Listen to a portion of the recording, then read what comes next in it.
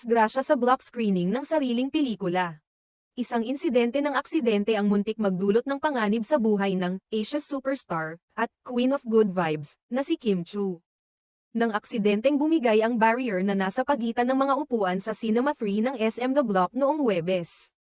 Ang hindi inaasahang pangyayari ay nangyari habang kinukunan ng larawan ang mga bida.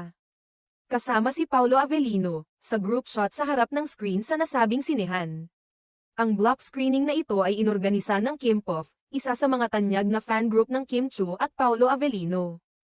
Habang nangyayari ang group photo session, nakapwesto sina Kim at Paolo malapit sa barrier upang makuha ng maayos ang buong eksena at mga nanunood sa kanilang likuran.